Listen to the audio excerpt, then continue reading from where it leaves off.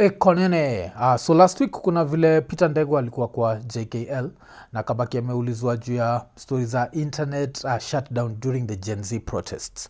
Na hii story inaenda kushikana na story fulani ile nataka kuaddress ile ilikuwa kwa The Nation newspaper leo. So vile Ubuda aliulizwa juu ya kama wali shutdown internet, sikia vile alibaki amejitetea. 25th. Gen Z demonstrations in Nairobi. There was talk that Safaricom had shut down its system in the city. Is that what happened? No, so I have talked so much about the power of the internet, the importance of the internet. Yeah. Internet is like air. So when you have it, you don't realize you have it. When you lose it, there's a problem. So it's unfortunate that we lost the internet. And for me, I felt that we let our customers down. Safaricom is the largest provider of internet into this country. So we let our customers down. And regardless of what happened, you could say, well, you lost the internet at a particular point or whatever. Certainly we did not interfere with it, but we lost it. We lost the internet at the point when we receive it. So we take it. So try to imagine a coincidence. Like the biggest protest in Kenya happened. People are sharing videos. We have a very angry president at that point, and then mysteriously the internet shuts down.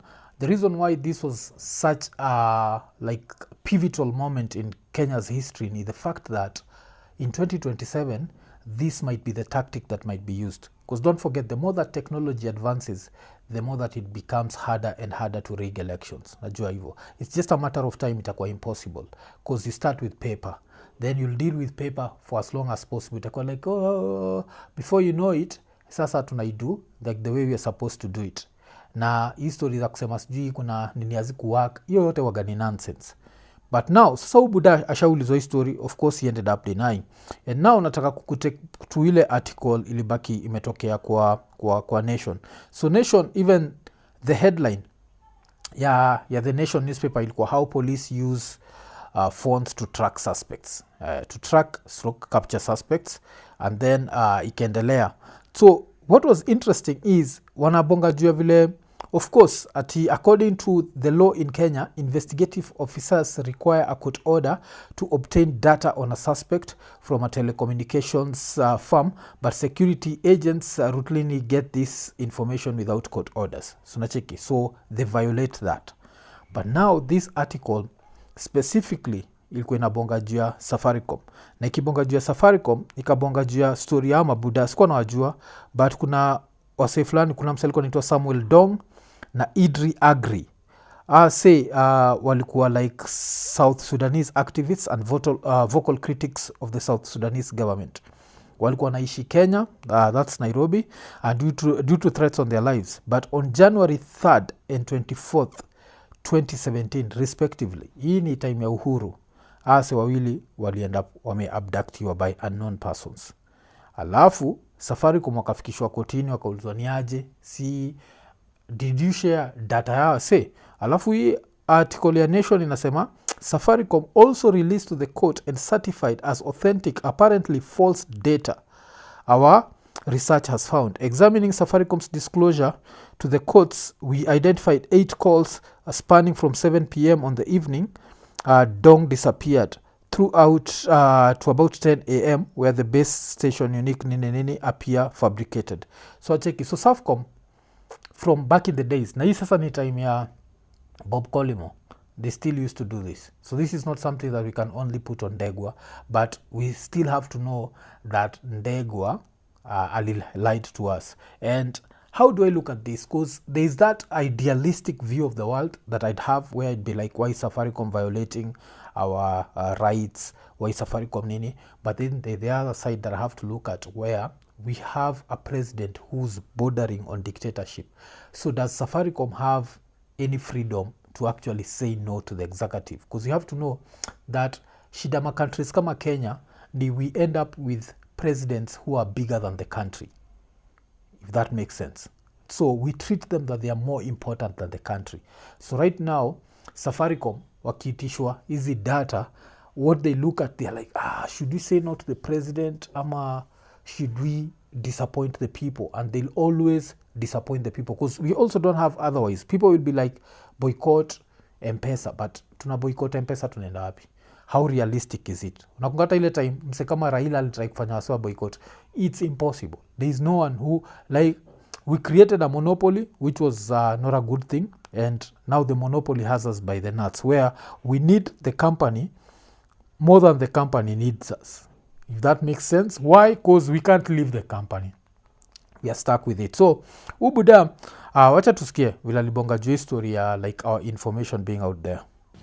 Jeff, this is a very important point because there was a perception that potentially we were giving information during this protest. Yeah. As I said to you, we've created an ecosystem that allows us to have to control what we have, and we follow the data privacy, the Data Privacy Act of Kenya. From a security perspective, the security agencies don't need to rely on us. They have their own tools around the world. Everyone should know they have their own tools. Yeah. And remember, they arrest criminals, they arrest terrorists, and so on and so forth. So they have their own way of actually picking up information, and certainly not from MNOs, as in mobile. Okay, so akasema hivyo. And MNOs ni mobile network operators.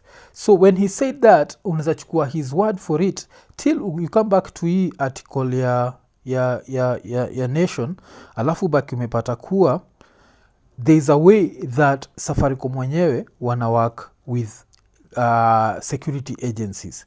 Originally this was supposed to help in fighting these stories as scams, but what ended up happening is Safaricom will end up wakipatia these security agencies like so much access to the data that right now they basically can monitor you anywhere you are. So nimekuwa nikisikia so kiuliza hizo vitu za mwafu ukibongaga hizi story ya uogopi utachukuliwa. Of course kuna kuwaga na a certain level of fear, but muonaga it always goes back to a certain philosopher waga napenda sana. This guy lived in the BC era, and so 270 BC kulikuwa na msee alikuwa anaitwa Epicurus, and Epicurus alisema something that was very powerful. He said that fear not death, because when you're here it's not, and when it's here you're not. So yes, so fear, you always have to fear for your life. Unajua we are dealing with a very rogue government that does abductions, inadedisha wase na vitu kama hizo, but sometimes you have to look at life and be like, yes, if I'm risking my life, if I actually end up that I'm risking my life, I won't know that I risked my life because I'll be gone. The people behind you are dealing with hizo consequences. It's the living that mourn. The dead, there's only that moment just before death where it's very scary and you're alone and what, and you move on. So we have to talk about these things, because pia another thing ile tunasemaga ni hatuwezi ogopa say forever. We have to talk about this because we're trying to also leave a better country for our kids. So kuna hii nini, so kwa hii article walikuwa nabonga juu ya like there's a company that's basically linked to Safaricom, and so in 2012 Safaricom approached Neural Technologies to develop a software for law enforcement officers to automate Kenya police and intelligence access to the telecommunications CDR. Together, the two companies rewired existing Safaricom databases to provide free access and almost instantaneous search results. Nacheki. So this was a British company, and in this British company, when they were doing this, they can't actually do the same thing back home. But usisahau Safaricom yetu, like a British telecommunications company, Vodafone, waga like the single biggest Safaricom shareholder, waga ina control 40%. Vodafone ndio ilitutumiaga Bob Collymore. So yes, this is the reality that we are dealing with, and the reality is your data is not safe. You can be tracked anywhere, whether umezima simu ama kuna msendi baki nimecheki, I think no boy anaitwa Droid alikuwa anasema like with something like 5G, it's so precise ikikam to GPS location that they can actually know even which floor you are. So should we live in fear? That would be the other question. Like, should we live in fear? Should we be like, you know what, this can happen? No. We just have to live our life, and we have to know that everyone is mortal. I think that's the one thing that especially security agencies normally forget, that everyone is mortal. That means even that leader that's making you violate Kenyan rights because you need to protect this one person, and you're treating this one person that they are greater than the country, hapo kuna shida. So yes, so Safaricom ilitupeana. I think that has been said. I've heard people say that because of Safaricom ilitupeana, we need to whatever, we need to boycott Safaricom. How practical is it? Hizi vitu za boycott things like majuzi nilichekiwa so akisema tuna need kuclose accounts zetu za Standard Chartered. How practical is it? Because you have to know that the problem is bigger than Standard Chartered. The problem is bigger than Safaricom. The problem is the executive. If the executive sends a warning to Safaricom and tells them, do this, they're going to do that. If the executive sends a message to Standard Chartered and tells them, do this, they're going to do that. You have to know hizi vitu. So kuna vitu nini, so hata ukiangalia hii article ya Nation, utabaki umona kuna kitu moja waliweka at the end of the article, wanasema we do not suggest that Vodafone, Safaricom or neural technologies are actively complicit in or otherwise responsible for the alleged extrajudicial killings, state illegalities or other human rights violations depicted in this article. So basically ile kitu wanasema ni hivo. What I was saying in different words, the executive in African countries is everything. The judiciary is useless. The legislative arm is useless.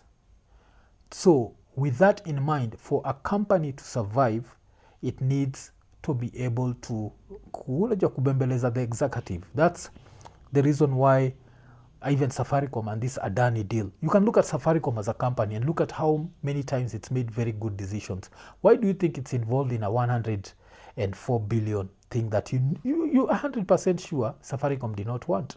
But of course the executive ilikuwa Buddha. Unaitwa nani? Peter Ndegwa. Yes, hiyo job yako tunaweza patia mtu mwingine. Sawa, upata pesa ngapi pa year? Around 280 million shillings. Sawa, hiyo 280 million shillings usidanganya ni pesa yako. We can get it, we can make someone else get that money. You better approve this deal ama utabaki umejua pop alafu unajua that's what happened. So I'd want to blame them, but this is the reality. Let's just know that we are exposed. Let's know that our data is out here. Let's know that we are never safe. And also let's know that this is happening in 2024. Buddha, ile kitu itakuwa happen in 2026, 2027 early, before August.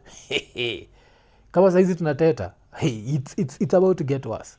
Unajua? Hii itakuwa zile ni ule msee wa reggae akonaitwa Nasio Fontaine. Things are go crucial down in a Babylon, yeah. Things are going to get crucial. Like even when I try to think about what's going to happen in 2026, because don't forget, by 2026 we'll have an opposition leader. And if this opposition leader is what we are expecting, and if people actually push the narrative that if it's Mende versus Ruto tunavotia Mende, this guy will be so angry. Because according to him, Kenya is his property. He was born to lead this country. How the fuck don't we see that he was born to lead this country? And that's why he wants to change the constitution so he can run it forever. Now, the guy who's trying to run the country forever, mnataka run country for 5 years, alafu you want him to be comfortable with it and cool with that. He's going to be super angry. So we expect more disappearances in 2026 and more abductions in 2027. A lot of intimidation. Another thing, angalia hii data yote. All this data is given out by Safaricom and what? But have you ever wondered, data ya Msando ilienda wapi? Data ya Msando ilienda wapi? Msando ilikuwa 2017. Exactly 10 years later, don't forget. History repeats itself. So what's the probability that there'll be another Msando? IKONINI.